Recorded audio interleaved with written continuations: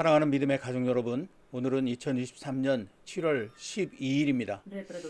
하나님 아버지께서 저와 여러분들의 삶을 이 무더위 속에서도 늘 지켜주시고 또 함께 하시고 품어주시는 줄 믿고 오늘도 그 하나님의 말씀 앞에 나아가는 시간을 함께 갖도록 하겠습니다.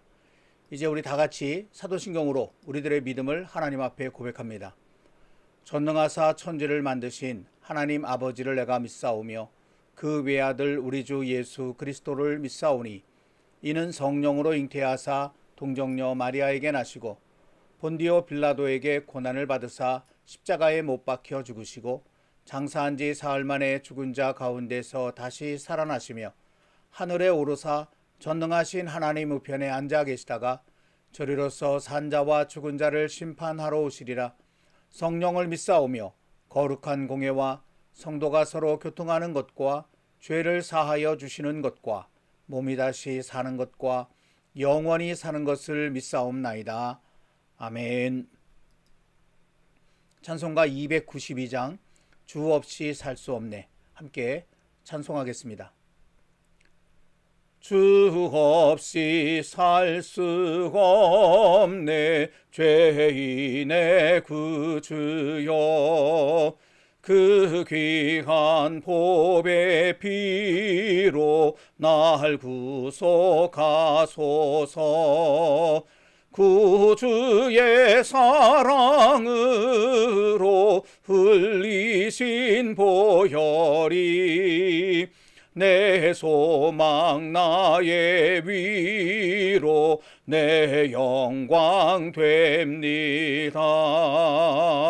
주 없이 살 수 없네 나 혼자 못 서리 힘없고 부족하며 지혜도 없도다 내 주는 나의 생명 또 나의 힘이라 주님을 의지하여 지혜를 얻으리 주 없이 살 수 없네 내 주는 아신다 내 영의 깊은 간구 마음의 소원을 주밖에 나의 마음 네 알아주리요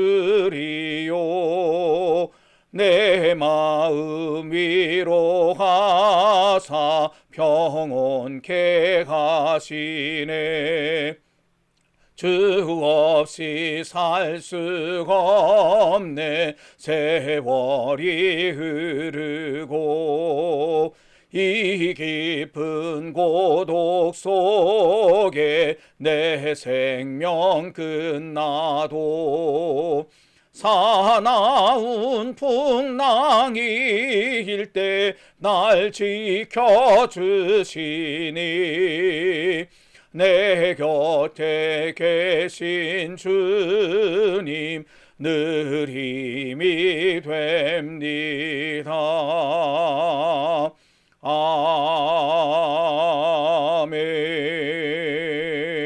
아멘.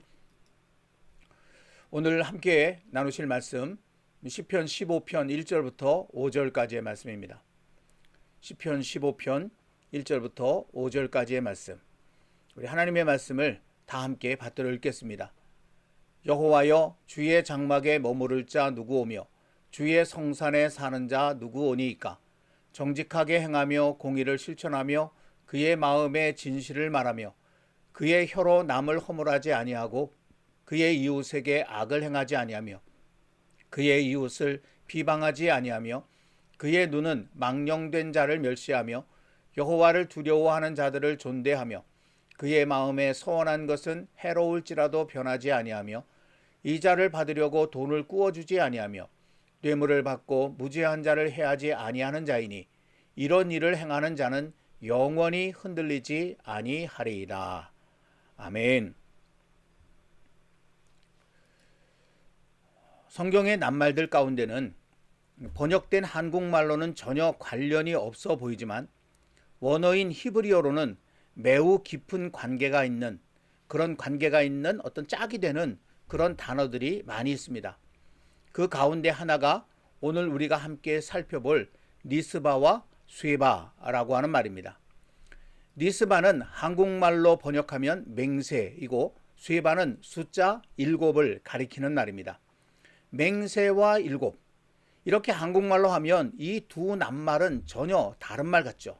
공통점이 하나도 없어 그렇게 보입니다. 그러나 맹세의 히브리어 니스바와 7의 히브리어 쇠바는 샤바라고 하는 같은 뿌리에서 나온 말입니다. 즉 히브리어로 보면 맹세와 7은 매우 깊은 관련이 있다라고 하는 사실을 알게 되는 것이죠.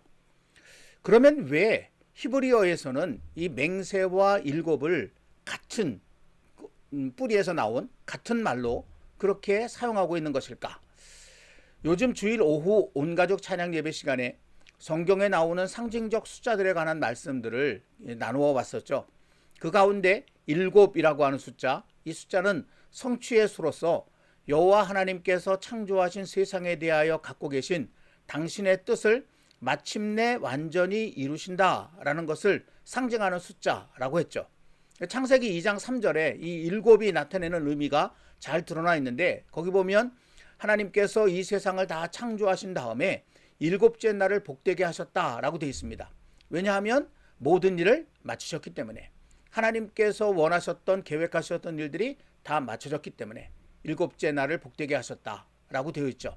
그래서 여기 7이라고 하는 말과 모든 일을 마쳤다라고 하는 이 두 말이 서로 연결되어지는 것을 우리가 볼 수가 있게 되죠. 다 마치셨기 때문에 안식하신 것입니다. 그래서 7이라고 하는 숫자를 성취의 수라고도 하지만 안식의 수라고도 하거든요. 다 끝났기 때문에 안식을 하는 거죠. 다 끝나지 않았으면 잠시 잠깐 쉬는 것은 그 진정한 안식이라고 할 수 없죠. 왜냐하면 잠깐의 쉼이 끝나면 또다시 힘든 일을 해야 되기 때문에 그렇습니다. 모든 것들을 다 마친 다음에 쉬는 쉼이야말로 진정한 안식이라고 할 수 있는데, 그래서 이 7이라고 하는 숫자는 안식을 나타내는 그런 이제 의미로도 성경에 등장한다라고 하는 것입니다. 또 요한계시록 5장 13절 말씀 속에 보면은요, 이런 말씀이 이제 기록이 되어져 있어요. 이 요한계시록 이 5장에서부터는 어떤 이야기가 진행이 되느냐 하면, 여호와 하나님께서 이 세상을 향하여 가지고 계시는 마지막 뜻이 담겨져 있는 그런 두루마리가 있는데, 그 두루마리에 7개의 인이 이렇게 딱 박혀 있어서 아무도 뗄 수가 없었거든요. 그런데 어린 양 되시는 예수 그리스도께서 그 인을 하나씩 떼기 시작하는 이제 그 장면이 요한계시록 5장에서부터 쭉 이어져 나가게 되는데, 다시 말하면 요한계시록 5장에서부터 여호와 하나님께서 궁극적으로 가지고 계신 당신의 세상을 향한 뜻이 이제 완전히 이루어져 간다라고 하는 걸 보여주는 거거든요. 그런 모습 속에 이 말씀이 이렇게 기록이 되어져 있어요. 보좌에 앉으신 이와 어린 양에게 찬송과 존귀와 영광과 권능을 세세토록 돌릴지어다 라는 이런 이제 표현이 나오는데, 그 앞에 보면 모든 피조물이 이르되라고 하는 그런 표현이 함께 나오는 것을 볼 수 있잖아요. 그러니까 하나님께서 세상을 창조하신 다음에 하나님의 뜻이 완전히 이루어지면 하나님이 창조하신 피조물들을 통해서 영광을 받으시게 되는데, 그것이 하나님의 안식이고, 그리고 그 하나님 안에서 풍성한 생명을 누리는 게 우리의 안식이거든요. 그래서 이 모든 것들이 하나님의 뜻 가운데 다 이루어지면 하나님 아버지께 온전한 영광이 올려지게 된다는 거죠. 그래서 7이라고 하는 숫자가 영광의 수라고 하는 그런 의미로도 사용이 된다. 이런 이야기들을 우리가 함께 나눴었습니다. 아무튼 이 7이라고 하는 숫자는요, 여호와 하나님께서 말씀하신 것을 반드시 지키신다라고 하는 그런 의미를 가지고 있는 숫자입니다. 다시 다르게 표현하면 여호와 하나님의 신실하심, 한번 작정하신 것은 반드시 이루시고야 만다라고 하는 그것을 보여주는 숫자가 7이라고 하는 숫자라고 하는 것이죠. 그래서 성경의 언어인 히브리어에서는 여호와 하나님을 향한 것이든 사람을 향한 것이든 맹세했으면 반드시 지켜야 한다는 뜻에서 7과 맹세를 같은 단어를 사용해서 표현하고 있다라고 하는 것입니다. 성경에서 7이라고 하는 이 숫자가 반드시 지켜야 할 맹세라는 의미로 그렇게 사용된 최초의 사건이 성경에 기록되어 있습니다. 창세기 21장에 보면 이제 거기 뒷부분에 이제 이야기가 쭉 전개되는데, 그 전개가 이제 되는 곳이 이 브엘세바라고 하는 그런 곳이거든요. 근데 일반적으로 성경에 읽다 보면 화면에도 나오는 것처럼 단에서부터 브엘세바까지라고 하는 그런 표현이 나옵니다. 이것은 하나님께서 당신의 백성인 이스라엘에게 주마 약속했던 약속의 땅의 남북 경계를 일컫는 그런 표현이거든요. 북쪽으로 단이라고 하는 곳이 있고 남쪽으로 브엘세바라고 하는 곳이 있습니다. 그래서 단에서부터 브엘세바까지 이렇게 하면 하나님이 당신 백성에게 약속하신 땅이라는 그런 의미를 가지고 있는 거죠. 이 브엘세바라고 하는 것이 그런 의미에서 굉장히 중요한 그런 의미를 가지고 있는 곳이거든요. 그것에 관한 이야기가 창세기 21장에 기록되어져 있다는 것입니다. 그 이야기를 직접적으로 나누기 전에 이 단에서부터 브엘세바까지라고 하는 이 표현 속에 담겨져 있는 의미를 잠깐만 이제 짚고 넘어간다면, 단이라고 하는 말은 판결, 심판이라고 하는 뜻입니다. 브엘세바는 맹세라고 하는 뜻이에요. 그러니까 하나님께서 이 단에서부터 브엘세바까지라고 하는 이 어떤 지명을 사용해서 당신 백성에게 약속하신 땅의 어떤 그 경계를 그렇게 표현하셨는데, 왜 그러면 하필 단에서부터 브엘세바까지일까? 이 단어 속에 담겨져 있는 의미도 있다라고 하는 사실을 알게 된다는 것이죠. 다시 말하면 하나님께서는 당신 백성을 다스리시는데 어떤 원리를 가지고 다스리시는가? 무엇을 근거로 해서 심판하시는가? 맹세를 근거로 해서 심판하신다는 거죠. 하나님과의 약속, 하나님과 맺은 맹세, 그 맹세를 기준으로 해서 하나님은 당신 백성들을 다스리신다라고 하는 그런 의미가 단에서부터 브엘세바까지라고 하는 그런 의미 속에 들어있는 것인데, 그래서 이 브엘세바라고 하는 것이 그런 의미에서도 더욱 중요한 그런 이제 지명이거든요. 거기 그럼 무슨 이야기가 나오는가? 이 아브라함이 이제 어찌저찌 하다가 이 브엘세바가 있는 이 하나님께서 약속하셨던 그런 땅의 최남단, 이 애굽 쪽에 가까운 것까지 이제 내려가서 지내는 그런 때가 있었습니다. 근데 거기에 이미 터를 잡고 있는 그런 이제 그 세력들이 있었죠. 근데 거기를 다스리는 사람을 아비멜렉이라 그러고, 또 그의 군대장관 비골이 있었는데, 그 이방인인 이 아브라함에 대해서 뭔가 경계심을 가지고 뭐 불편하게 여기고 괴롭힘도 하고 막 이제 그랬었거든요. 근데 거기는 우물이 굉장히 중요한 곳인데, 우물을 팠는데 우물을 뺏어가 버리는 거예요. 그런 일들이 비일비재하게 이제 벌어지게 되는데, 그럼에도 불구하고 이 아브라함이 하나님과 함께 있기 때문에 하나님이 그에게 복을 주셔서 그렇게 괴롭혔는데도 오히려 강성해지는 모습을 보고, 그 땅을 다스리던 아비멜렉이 그의 군대장관 비골을 이끌고 아브라함에게 와서, 내가 옆에서 보니까 너는 신이 함께하는 그런 사람인 것 같다. 그래서 우리가 너를 그렇게 홀대했다가는 우리에게 큰 저주가 내려올 것 같으니 너와 내가 이제 이렇게 화친을 하자. 조약을 맺고 나도 너희를 괴롭히지 않을 테니까 너도 우리를 잘 받아오. 이렇게 이제 조약을 맺게 되거든요. 한 민족이, 한 개인인 아브라함과 그렇게 화친 조약을 맺으러 오는 그런 참 기가 막힌 일이 이제 여기서 이제 전개가 되는 거예요. 그러니까 하나님이 함께하는 사람은 정말 그런 하나님의 보호하심을 받는다라는 사실을 알게 되는 거죠. 그래서 이제 일단 화친을 맺는데, 화친을 맺고 난 다음에 아브라함이 그 이상한 행동을 하는 것이 그 말씀 속에 기록이 되어져 있습니다. 창세기 21장 22절 이하에 있는 쭉 말씀 속에 보면 그런 얘기가 쭉 진행이 되는데, 28절에 아브라함이 7 암양 새끼를 따로 놓아두는 거예요. 이 아비멜렉과 이미 이렇게 이제 여러 가지 얘기들을 다 나눴는데, 그러고 난 다음에 암양 새끼 7을 따로 놓습니다. 그러니까 아비멜렉이 묻잖아요. 이게 도대체 무슨 의미냐? 그랬더니 이 암양 새끼 7을 내가 너한테 줄 테니까 이 우물이 내 것이라고 하는 것을 내가 분명하게 확증을 해라.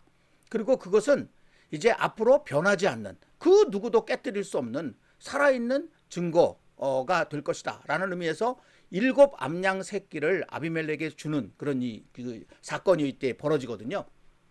여기 이제 7이라고 하는 숫자가 등장합니다.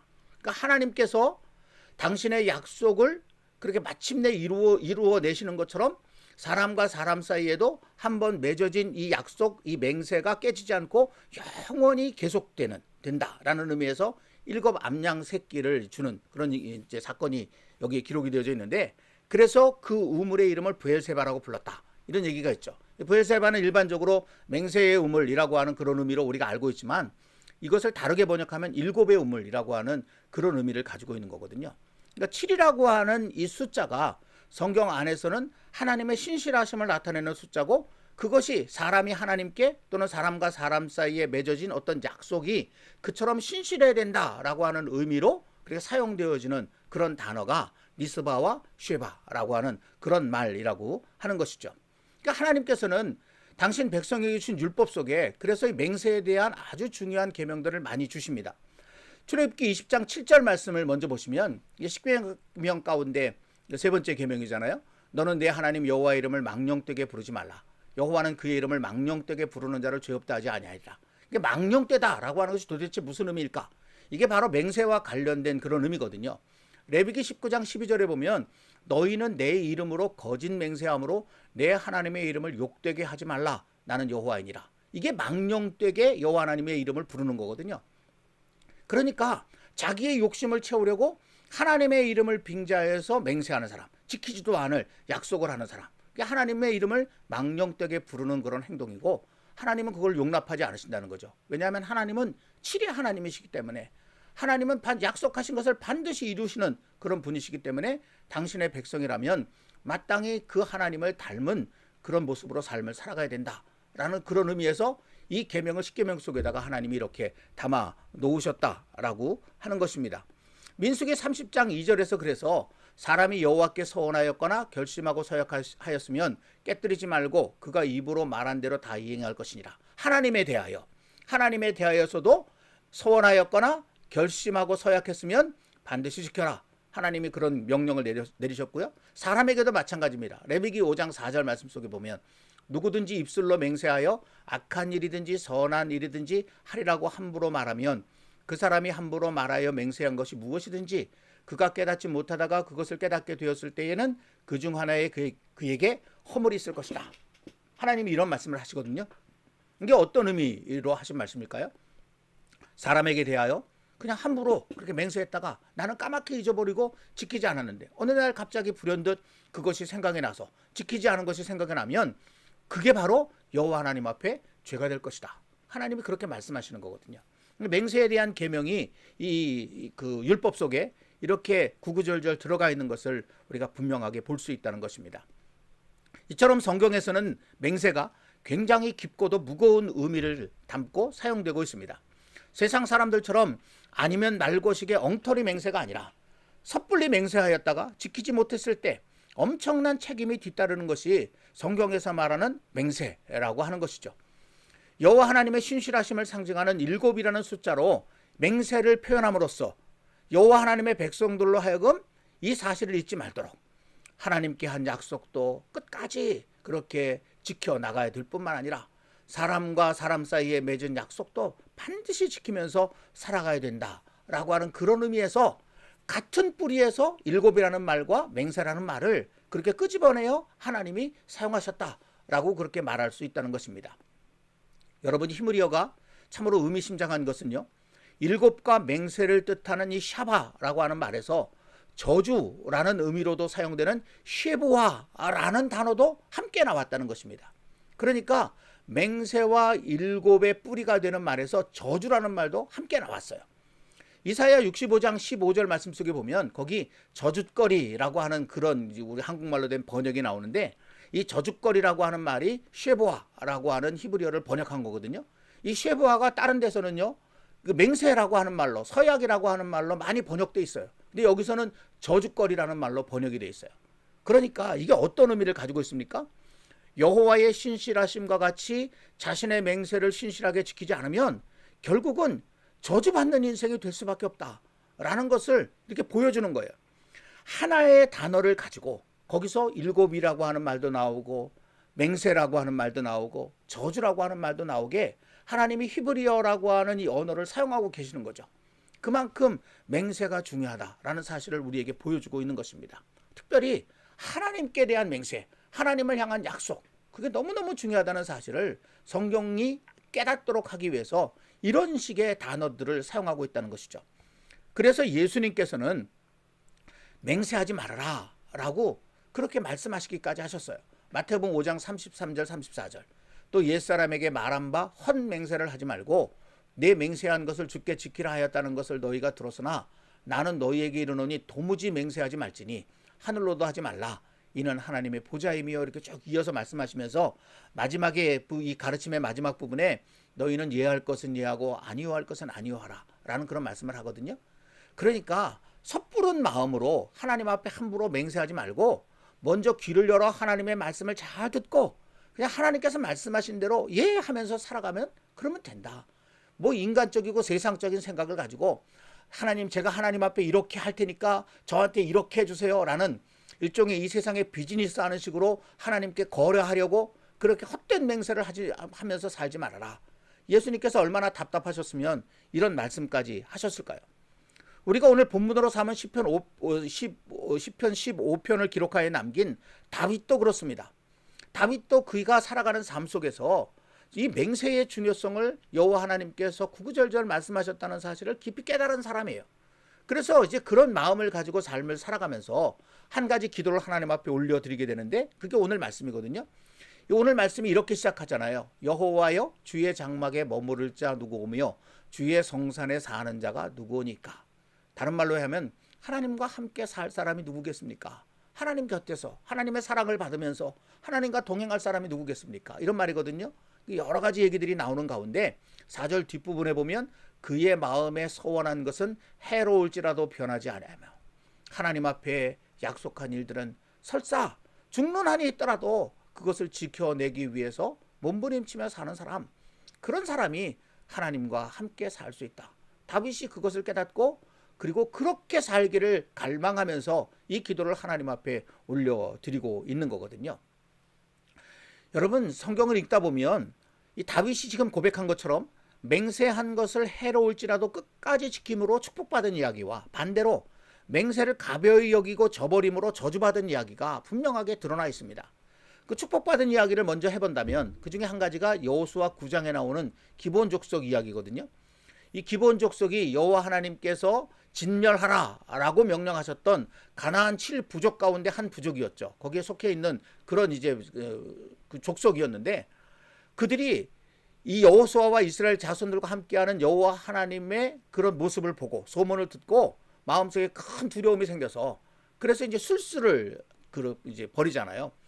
멀리서 온 것처럼 그렇게 변장을 하고 여호수아를 찾아와서 우리가 멀리서 당신과 당신의 하나님 여호와의 이름을 듣고 그렇게 찾아왔습니다. 그러니까 우리와 약속을 맺읍시다. 그래서 이제 서로 치지 않기로, 죽이지 않기로 약속을 그렇게 맺게 되는데 그리고 나서 비로소 가까이 있는 가나안 족속 중에 하나라는 것을 알게 되잖아요.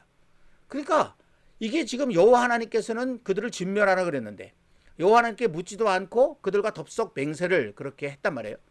그럼 이거 어떻게 해야 되겠습니까?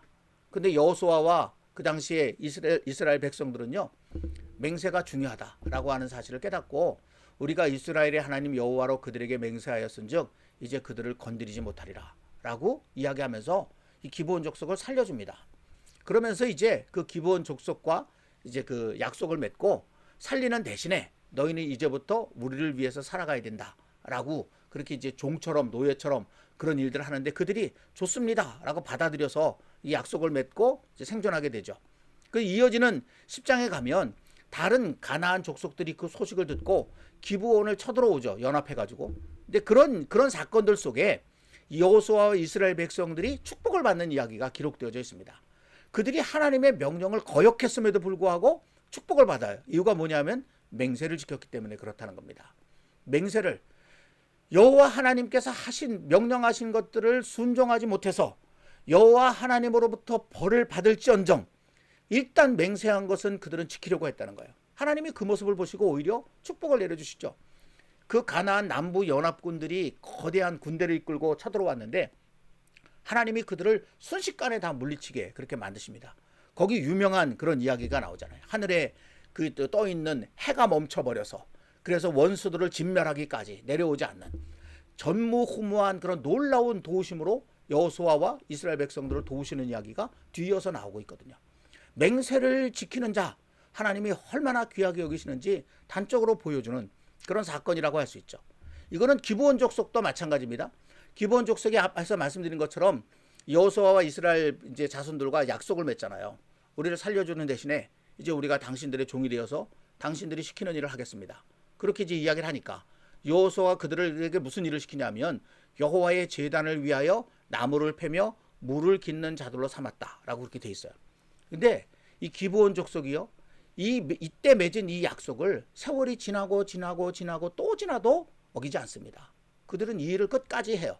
그래서 감당을 하면서 복을 받는데, 그 중에 하나의 이야기가 이제 그 다윗의 시대에 갑자기 3년 기근이 찾아와서 이유를 몰라서 여호와 하나님 앞에 물어보니까 사울이 하나님, 그 여호수아가 맹세해서 치지 않기로 약속한 기브온 사람들을 죽였던 그런 사건이 이제 드러나게 됩니다. 하나님이 맹세를 사울 왕이 어겼기 때문에 그로 인해서 이 이스라엘 백성들이 사는 땅에 3년 기근을 내리셨다. 그렇게 해요. 그래서 다윗이 기브온 사람들을 불러서 우리가 어떻게 하면 좋으냐 그랬더니 기브온 사람들이 우리에게는 이스라엘 백성들을 죽일 수 있는 그런 권한이 없습니다. 그러니 사울의 후손들 가운데 7사람을 선택해서 우리에게 넘겨주시면 그러면 우리가 그들을 처단하겠습니다. 이제 그런 이제 얘기를 하게 되잖아요. 그래서 7사람을 넘겨주게 됩니다. 다윗이. 그러니까 기근이 이제 끝나게 되는 그런 사건이 있어요. 근데 여기 또 7이라고 하는 숫자가 등장하잖아요. 왜 하필이면 7사람이었을까? 여러분이 기브온 사람들이 여호수아와 약속을 맺은 후 지금 한 500년쯤 지났던 때예요. 그런데도 그들은 이 맹세의 중요성을 하나님께서 얼마나 그걸 중요하게 여기시는지 사실은 이스라엘 사람들보다 더 깊이 깨달았던 것 같아요. 그래서 이 맹세와 7의 관계를 그들이 알았기 때문에 맹세를 깨뜨린 사람 7이 죽으면 그러면 그 맹세가 다시 살아난다 라고 하는 사실을 믿었던 것 같습니다. 그래서 7사람을 달라고 그렇게 이제 이야기를 하게 됐고, 그래서 7사람, 사울의 후손 7사람이 죽으니까 그러니까 모든 저주가 풀려지는 그런 일들이 여기서 벌어지게 되는 거거든요. 그래서 이 그 기브온 사람들이 이렇게 괴롭고 힘든 일을 당할 때 여호와 하나님께서 그들을 그냥 내버려 두시지 아니하시고 그들의 아픈 마음을 위로해 주시고 그들을 위해서 대신 복수해 주시고 하는 그런 일들이 벌어지는 거거든요. 그래서 기브온 사람들이 맹세를 지킴으로 그들도 복을 받아요. 이 복이 어디까지 이어지냐면 에스라 8장 20절에 보면 레위 사람들을 섬기라고 준 느디님 사람이라고 하는 그런 이제 표현이 나오는데, 바벨론의 포로로 잡혀가 있다가 다시 예루살렘으로 돌아오는 그런 많은 사람들 중에 느디님 사람이라고 하는 사람이 갑자기 등장합니다. 느디님 사람은 여기 에스라서 말고는 다른 데서는 거의 찾을 수 없는 그런 사람들인데, 이제 많은 성경학자들이 느디님 사람들은 이 기브온 사람들 같이 이방인들 중에서 종이 되어서 특별히 이 여호와 하나님의 성전에서 허드렛 일을 돕는 그런 일들을 하는 사람이라고 알려져 있는데, 그들이 그거를 너무너무 귀하게 여겼어요. 그래서 포로로 바벨론에 잡혀가 있는 동안에도 그 역할들을 거기서 감당합니다. 자기들이 모여 살면서 마음의 정결을 지키면서 자기들이 여호와 하나님을 섬기는 사람, 허드렛 일일지라도 우리가 여호와 하나님을 섬기는 사람이라고 하는 자기 정체성을 잃어버리지 않아요. 그래서 그런 사람들을 니드님 사람들이라고 그렇게 부르게 되었다는 것입니다. 이 느드님이라고 하는 이 말이 내어준 사람이라고 하는 그런 뜻이거든요. 그러니까 그런 이름으로 자기들을 불러달라 그렇게 이야기를 했던 것 같아요. 그리고 그들이 다시 예루살렘으로 돌아올 때 이 느디님 사람들이 앞장서서 레위 사람들과 함께 돌아오게 됩니다. 왜냐하면 여호와의 성전에서 허드렛 일을 할 사람이 분명히 있어야 되기 때문에. 그래서 여호와 하나님을 가까이서 섬기는, 제사장도 아니면서 레위 사람도 아니면서 여호와의 성전에서 여호와 하나님을 가까이서 섬길 수 있는 그런 축복의 반열에 그들이 서게 된다라고 하는 거죠. 이게 맹세를 지킨 기브온 사람이 받은 축복이라고 그렇게 말할 수 있는 것입니다. 반면에 맹세를 어겨서 저주받은 사람들도 성경에 많이 등장하는데, 그 중에 에스겔 17장 말씀 속에 보면 화면에 지금 성경에 나오잖아요. 이게 이제 유다의 마지막 왕인 시드기야 왕의 이야기를 하는데, 하나님께서 시드기야 왕에 관한 이야기를 에스겔에게 하면서 어떤 말씀을 하냐면은, 시드기야와 이스라엘 백성들을, 유다 백성들을 내가 왜 멸하려고 하는가? 그들이 맹세를 저버리고 언약을 배반한 사람들이기 때문에. 근데 이 맹세와 언약이 직접적으로는 누구와 맺은 거냐면 바벨론 왕과 맺은 겁니다. 바벨론 왕이 쳐들어와서, 그래서 너희가 다시는 애굽을 섬기지 말고 나를 섬기면 내가 내 그늘 아래서 너희가 편안하게 살도록 해줄게. 그렇게 약속을 맺고, 그래서 시드기야를 왕으로 세우고 가거든요. 근데 시드기야가 그걸 배반하고 애굽으로 그렇게 기울게 됩니다. 그래서 여호와 하나님께서 그 모습을 보고 맹세를 저버리고 언약을 배반한 이 족속을 내가 그냥 둘 수 없다. 왜냐하면 하나를 보면 열을 한다라는 말 있잖아요. 사람과 맺은 맹세를 이렇게 가벼이 여기는 이들이 여호와 하나님과 맺은 맹세를 지킬 리가 없다. 그것을 하나님께서 분명히 아신 거예요. 그래서 그 19절 보면 그가 내 맹세를 업신여기고 내 언약을 배반하였다. 바벨론 왕과 맺은 언약을 저버린 것을 여호와 하나님과 맺은 언약을 배반한 것으로 하나님이 그렇게 생각하시는 그런 말씀이 뒤따라 나오잖아요. 그것 때문에 시드기야가 그리고 이 유다 족속이 망하게 되었다. 에스겔은 그런 의미로 이 말씀을 지금 하고 있는 것입니다. 맹세를 업신여기는 자 하나님 앞에서 패망케 되어진다라는 사실을 보여주는 아주 굉장히 소중한 그런 사건이라고 말할 수 있겠습니다. 사랑하는 믿음의 가족 여러분, 성경에서 맹세 곧 니스바와 일곱 곧 쉐바는 같은 뜻입니다. 즉 여호와의 백성은 그들의 하나님께서 그러하시듯 약속한 것, 맹세한 것은 반드시 지키며 살아가야 하는 그런 사람이어야 한다는 것이죠. 다윗처럼 해로울지라도 맹세한 것은 하나님 앞에 또는 사람에게 한 약속은 반드시 지키며 살아가야 된다라고 하는 그런 마음을 가지고 살아야 된다는 것입니다. 오늘의 말씀 앞에서 우리는 두려운 마음으로 우리 자신을 돌아볼 수 있어야 할 것입니다. 우리는 그동안 여호와께 그리고 사람들에게 수없이 많은 약속과 맹세를 했었습니다. 교회의 직분자, 곧 재직이나 교사, 찬양대원, 찬양팀원, 기도팀원, 남녀 섬기의 임원 등으로서의 서약들. 무엇보다 저 같은 사람은 이 하나님의 부르심을 받아 주의 종이 되겠다고 그렇게 하면서 수많은 사람들 앞에서 서약한 것들이 분명히 있거든요. 또 이 세상 속에서 여호와 하나님의 도우심을 구하면서 개인적으로 하나님 앞에 약속했던 것들, 남편과 아내 사이, 자녀와 부모 사이, 선생님과 학생 사이, 직장이나 사업상 함께하는 사람들 사이 등등 수많은 사람들과 맺었던 약속들. 여러분, 이 많은 약속들 중에 우리가 해로울지라도 정말 지켰던 것은 얼마나 될까요? 우리 자신의 삶을 한번 깊이 되돌아보자는 것입니다.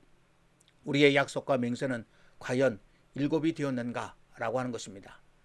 행여 지나간 날들의 부족함과 잘못됨이 느껴진다면 오늘 우리는 여호와 앞에 아픔으로 회개해야 합니다. 그러면 우리 하나님 여호와께서는 기꺼이 용서해 주실 것입니다. 요한 1서 1장 9절에 약속해 주셨거든요. 우리가 우리 죄를 자백하면 그는 미쁘시고 의로우사 우리 죄를 사하시며 우리를 모든 불의에서 깨끗하게 하실 것이요. 지금 그래서 이런 마음으로 하나님 앞에 서야 되죠. 하지만 이것으로 끝나서는 안 됩니다. 오늘 이후 또다시 지난날과 같은 삶을 되풀이하여 자신의 탐욕을 위해 함부로 지키지도 못할 맹세를 하나님 앞에 사람들 앞에 남발하며 살아간다면 히브리서 6장 4절부터 6절 말씀에 이 저주스러운 말씀의 주인공이 될 수 있을지도 모르기 때문에 그렇습니다. 바라기는 저와 여러분, 우리 사랑하는 나들이다 한인 장로교회의 모든 믿음의 가족들이 여호와께나 사람에게나 꼭 지킬 맹세만을 할 수 있는, 그리고 맹세한 것은 해로울지라도 반드시 지킬 수 있는 여호와 하나님처럼 한번 작정하신 것들은 반드시 이루어내시는 그 하나님의 속성을 나타내는 7, 7이라고 하는 그런 숫자를 마음속에 깊이 새기면서 하나님 닮은 백성으로서 아름다운 삶을 새롭게 출발할 수 있게 되기를 우리 주님의 이름으로 간절히 기원합니다. 기도하겠습니다. 하나님 아버지, 오늘도 이렇게 더운 날씨 속이지만 수요일 저녁에 온라인을 통해서 우리가 함께 만나 하나님의 말씀을 같이 나눌 수 있는 시간을 주셔서 감사합니다. 부족한 종이 하나님의 마음을 어찌다 헤아릴 수 있으며 하나님의 뜻을 어찌다 분별할 수 있겠습니까? 주님께서 열어주시는 만큼, 주님께서 알게 해주시는 만큼만, 그러나 그조차도 온전하게 그렇게 제대로 전하지 못하는 안타까움이 늘 마음속에 있지만 성령님께서 우리 사이에 역사하셔서 하나님의 뜻을 깊이 알고 하나님의 마음을 헤아리며 주님께서 원하시는 삶을 향해 새로운 걸음을 내디딜 수 있는 소중한 은혜의 시간이 되도록 인도해 가시는 줄로 믿습니다. 특별히 오늘 하나님, 우리가 니스바와 쉐바라고 하는 히브리 속에 담겨져 있는 의미들을 함께 생각해 보았습니다. 히브리어로 이 니스바, 맹세라고 하는 말과 쉐바, 일곱이라고 하는 말이 같은 뿌리에서 나온 말이라고 하는 것을 우리가 새삼 깨닫게 되었습니다. 그것은 우리의 모든 약속들이 하나님 앞에서나 사람 앞에서 행한 그런 모든 그런 서약들이 하나님께서 말씀하신 것을 반드시 지키시는 것을 상징하는 숫자 7처럼 되어야 한다는 것을 우리로 하여금 새삼 깨닫게 하심인 것을 하나님 저희들이 발견하게 됩니다. 주님, 지금까지 우리의 삶을 조용히 돌이켜보면서 회개할 것은 회개하고 내어놓을 것은 내어놓고 깨뜨려 버릴 것은 깨뜨려 버리고 오늘 말씀 앞에서 새로운 다짐을 가지고 나아갈 수 있게 되기를 원합니다. 함부로 맹세하지 않게 하시고 그러나 맹세한 것은 반드시 지킬 수 있는 저희들 되도록 인도해 주시길 원합니다. 하나님, 맹세를 내 욕망을 채우는 수단으로 결코 이용하는 그런 어리석음이 저희들에게 나타나지 않도록 주님 꼭 도와주시옵소서. 하나님을 위하여 하나님을 사랑하는 마음으로 진정으로 하나님의 백성으로서 해야 될 맹세만 하며 살아갈 수 있는 저희들 될 수 있도록 도우시고 그리고 그것은 비록 해가 될지라도 반드시 지켜낼 수 있는 다윗과 같은 그런 삶 우리 모두도 살게 해 주시옵소서. 하나님께서 우리의 마음을 지켜주실 줄 믿고 무엇보다 뜨거운 날씨 속에 우리 믿음의 가족들의 영육 간의 건강함을 성령 안에서 지켜주시기를 간절히 요청하며 예수님의 이름으로 기도하옵나이다. 아멘. 찬송가 336장 환난과 핍박 중에도 함께 찬송하겠습니다. 환난과 핍박 중에도 성도는 신앙 지켰네. 이 신앙 생각할 때에 기쁨이 충만하도다. 성도의 신앙 따라서 죽도록 충성하겠네. 옥중에 매인 성도나 양심은 자유 얻었네. 우리도 고난 받으면 죽어도 영광 되도다. 성도의 신앙 따라서 죽도록 충성하겠네. 성도의 신앙 본받아 원수도 사랑하겠네. 인자한 언어 행실로 이 신앙 전파하리라. 성도의 신앙 따라서 죽도록 충성하겠네.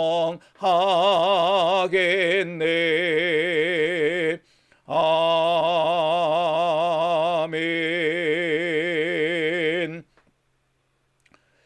주님께서 가르쳐주신 기도로 오늘 수요 예배를 일단 마무리 짓고요. 몇 가지 기도의 제목을 함께 읽은 다음에 음악과 함께 각자 개인적으로 기도하는 시간을 이어서 갖도록 하겠습니다. 하늘에 계신 우리 아버지여, 이름이 거룩히 여김을 받으시오며 나라가 임하시오며 뜻이 하늘에서 이루어진 것 같이 땅에서도 이루어지이다. 오늘 우리에게 일용할 양식을 주시옵고 우리가 우리에게 죄 지은 자를 사하여 준 것 같이 우리 죄를 사하여 주시옵고 우리를 시험에 들게 하지 마시옵고 다만 악에서 구하시옵소서. 나라와 권세와 영광이 아버지께 영원히 있사옵나이다. 아멘. 기도 제목 함께 읽겠습니다. 첫째, 여호와께나 사람에게나 꼭 지킬 맹세만을 할 수 있는, 그리고 맹세한 것은 해로울지라도 반드시 지킬 수 있기를 위해서. 두 번째, 2023년 하반기를 주님과 동행하면서 주님이 주시는 복을 풍성히 누리기를 위해서. 셋째, 믿음의 어버이들과 연약한 교우들의 건강과 회복을 위하여. 여기 한 가지가 빠졌는데요. 출산한 그런 가정이 있거든요. 이번 주간에 우리 출산한 그런 가정과 또 새롭게 태어난 아이의 건강을 위해서도 기도해 주시면 좋겠습니다. 네 번째, 여름방학을 맞이한 자녀들의 보람있는 생활을 위해서. 다섯 번째, 뜨거운 여름을 지나가는 믿음의 가족들의 삶에 수고의 열매와 기쁨, 그리고 건강과 평안이 언제나 가득하기를. 여섯 번째, 대한민국과 스페인 그리고 온 세상의 평화와 안정을 위해서. 아멘. 아기 난 가정이 궁금해하실 분들을 위해서 잠깐 말씀드리면, 우리 남경쌤이 지난 화요일 날 아들을 출산을 했습니다. 주일날 광고를 드리겠습니다만은 우리 남경쌤과 태어난 아이를 위해서 기도해 주시기를 부탁을 드립니다. 이어지는 찬양과 함께 각자 개인적인 기도의 시간을 좀 더 이어서 가지시기를 바랍니다. 오늘도 함께 해주셔서 고맙습니다.